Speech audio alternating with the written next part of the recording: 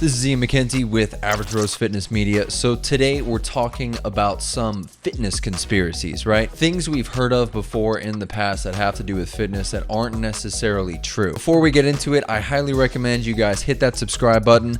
All the videos I put out are in an effort to level the playing field of fitness, a special space for all information to be recognized because everything is good, usable intel on fitness and how to generate your own programs and your own special approaches to fitness that can work and do the trick for you. Go check out the Bro Biz interviews. Go check out the podcast. It's all good. So one thing about this video, I got the article from the Bro Bible, right? So the guy who wrote this article is named Johnny Quads. So you know he knows what he's talking about, right? He lists out 5 things that could be considered fallacies in the world of fitness. Things that we've come to believe because they sound cool and they sound like interesting approaches to fitness. So the first thing he talks about is the fact that cardio actually sucks at burning calories, which are his words, right?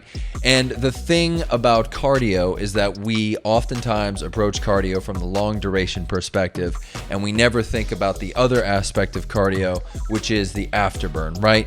We've all heard about intervals. We've all heard about doing shorter duration cardio with more intensity. And indeed, it increases the amount of calories your body burns after the session, right?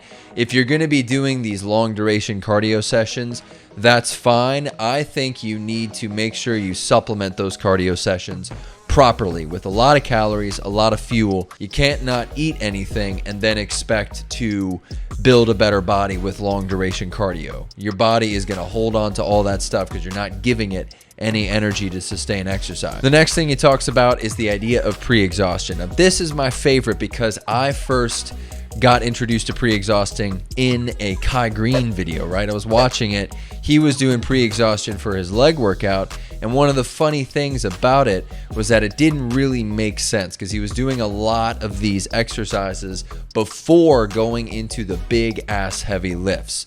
And the thing about pre-exhaustion, and this is just from my opinion, I think it increases the overall volume.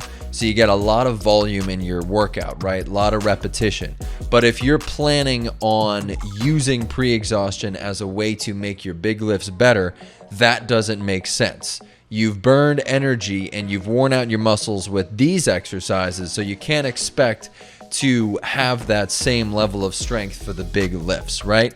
So I think it has a different approach and a different purpose in the long run. Then he mentions the idea of a toned exercise, a toning exercise, right? When you get into the gym, your goal should be progressive overload. I don't care how you do that because you can apply progressive overload to lightweight high repetitions or high weight and low repetitions, right? If you're going to tone up your body, you do it in a way where you are constantly growing the exercises. You're adding reps, you're adding repetitions, things that promote progressive overload. And then your diet reflects fat burn.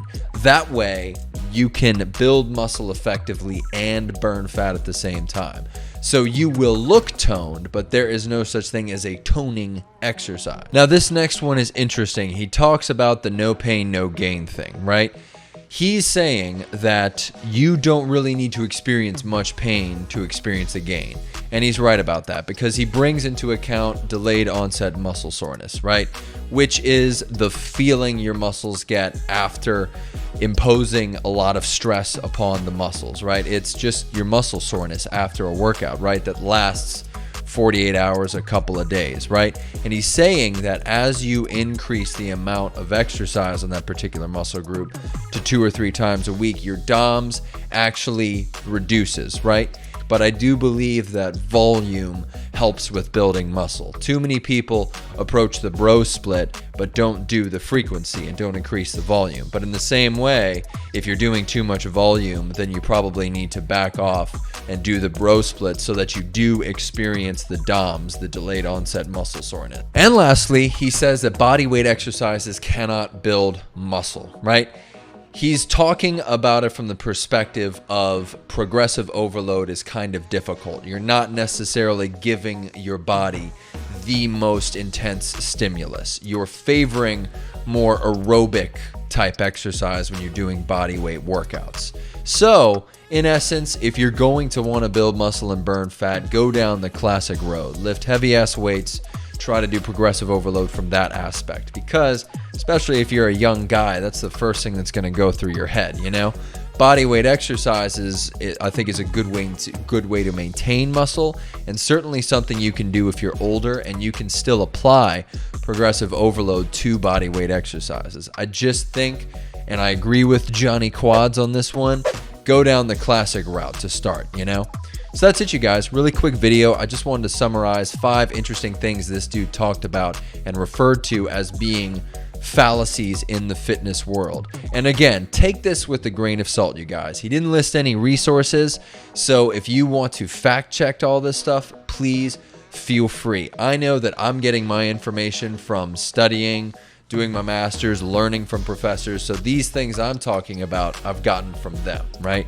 Learned it, and it does have a bearing in the idea of simplicity in fitness, right? Usually jargon is just there to make it sound interesting. It's not necessarily the way to go. So remember that next time you go into the gym.